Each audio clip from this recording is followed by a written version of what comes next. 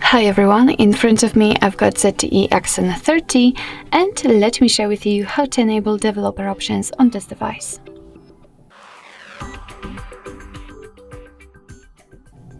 So first of all, let's enter the settings, and here we have to scroll down to the very bottom to find About Phone. Now let's localize the build number, and as you can see it will be almost at the very top of this list, and all you have to do right now is to simply keep tapping on it until you'll see that you're in the developer mode. Be aware that if you've got any kind of screen not currently set, then your device will ask you to enter it in order to confirm your whole step. So now after activating the developer options, we have to go back to the general settings and enter system and update. And as you can see, the developer options will disappear right under the reset option. So let's enter, and here we've got plenty of advanced settings which we can customize.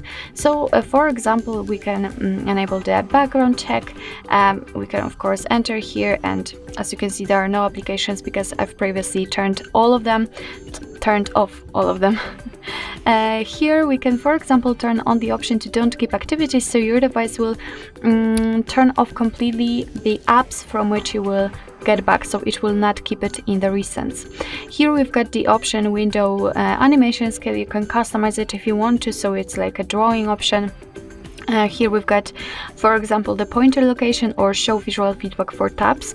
Here we've got even some options which are connected to Bluetooth and overall to the networking, because as you can see we've got also the USB. Above it we've got the Wi-Fi and so on, so we've got the networking option. Here we've got the system tracing and so on and so on. So as I said, a lot of options, a lot of advanced options, and be aware to customize some of them because they may change a lot of very advanced things in your device. So first of all, just read about the option you'd like to customize.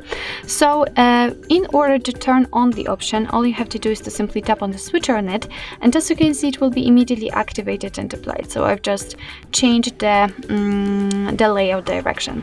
So in order to turn it off, just tap on it again. If you've got the options without the switcher, so like as I said here in the window animation scale, just tap on it in order to open much more settings.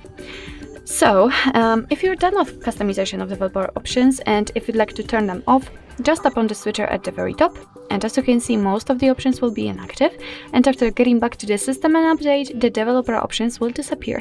But of course, no worries, you can customize them again. Just go back to the build number step and keep tapping. So actually that's all. This is how to enable developer options in your ZTE Axon 30.